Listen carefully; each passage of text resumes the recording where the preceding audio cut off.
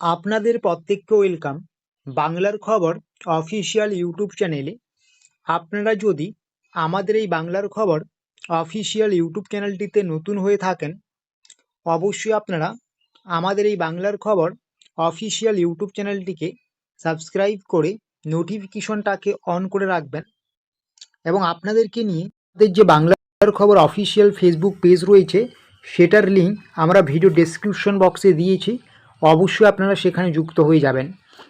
তো দেখতে পাচ্ছেন আজকে যুবশ্রী প্রকল্পের কিছু গুরুত্বপূর্ণ আপডেট। যুবশ্রী প্রকল্পের আপনাদের যে মার্চ এবং এপ্রিল মাসের মোট ৩,০০০ টাকা বাকি রয়েছে, এই টাকা ঢোকা নিয়ে এই মুহূর্তে কি আপডেট রয়েছে সেটা আমরা আলোচনা করব।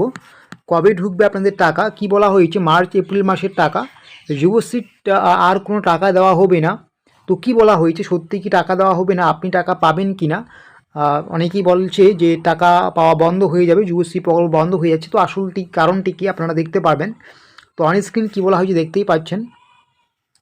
সবার প্রথমে আমি আপনাদেরকে বলবো যে যুবশ্রী প্রকল্প কি। যুবশ্রী প্রকল্প হলো পশ্চিমবঙ্গ সরকারের একটি কর্মসংস্থান সহায়তা প্রকল্প। এর উদ্দেশ্য হলো বেকার যুবক যুবতীদের চাকরি খোঁজার সময় আর্থিক সহায়তা দেওয়া। এই প্রকল্পের মাধ্যমে প্রত্যেক বেকার যুবক যুবতীকে দেওয়া হয় মাসে ১৫০০ টাকা। কর্মসংস্থান খোঁজার লক্ষ্যে কিন্তু প্রত্যেক মাসে ১৫০০ করে টাকা দেওয়া হয়। যুবশ্রী প্রকল্পের এখনও বাকি রয়েছে ২ মাসের টাকা, মার্চ এবং এপ্রিল মাসের, অর্থাৎ ১৫০০ করে হলে মোট ৩,০০০ টাকা বাকি রয়েছে।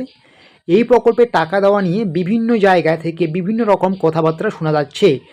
যুবশ্রী প্রকল্পের মার্চ এপ্রিল মাসে টাকা দেওয়া নিয়ে যেরকম বিভিন্ন রকম ডেট শোনা যাচ্ছে, ঠিক তেমনই এই মুহূর্তে কি শোনা যাচ্ছে, তার মাঝে সামনে যেহেতু ভোটের রেজাল্ট আছে, তাই টাকা দেওয়া নিয়ে উঠছে একের পর এক নতুন প্রশ্ন। অনেক জায়গায় বলা হয়েছে টাকা দেওয়া বন্ধ হয়ে যাবে, প্রকল্প বন্ধ হয়ে যাবে। তো আসল কারণটা কি, বা টাকা আর দেওয়া হবে না, আর কি দেওয়া হবে না যুবশ্রী প্রকল্পের কোনো টাকা, বা দিলেও কবে দিতে পারে যুবশ্রী প্রকল্পের বাকি ২ মাসের যে ৩,০০০ টাকা বাকি রয়েছে। তো যুবশ্রী প্রকল্পের টাকা কবে দেবে সেটা তো আমরা অবশ্যই জানবো। তার আগে আমি কিছু গুরুত্বপূর্ণ তথ্য শেয়ার করে নিই, এখানে আপনারা দেখতে পারবেন। আপনারা জানেন এই যে যুবশ্রী প্রকল্প, এটা কিন্তু শুধুমাত্র রাজ্য সরকারের, বর্তমান যে সরকার ক্ষমতায় রয়েছেন তৃণমূল সরকার, এই তৃণমূল সরকারের একটা প্রকল্প।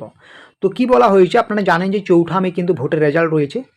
৪ঠা মে যদি পুনরায় এই তৃণমূল সরকার ক্ষমতায় আসে, তাহলেই যুবশ্রী প্রকল্পের বাকি মাসের টাকা মিলবে। আপনারা যে মার্চ এবং এপ্রিল মাসের টাকা পাবেন, ৪ঠা মে যদি সরকার পুনরায় ক্ষমতায় আসে এই বর্তমানের সরকার, তবেই কিন্তু টাকা মিলবে, কারণ যেহেতু এই সরকারের প্রকল্প এটা, ঠিক আছে। নতুন সরকার গঠনের কিছুদিন পর থেকেই মিলবে যুবশ্রী প্রকল্পের বাকি মাসের টাকা। তো আপনারা যারা জানতে চান কবে ঢুকবে যুবশ্রী প্রকল্পের টাকা, ৪ঠা মে নতুন সরকার গঠনের পর কিছুদিনের মধ্যে কিন্তু যুবশ্রী প্রকল্পের টাকা ঢোকার প্রক্রিয়া শুরু হয়ে যাবে।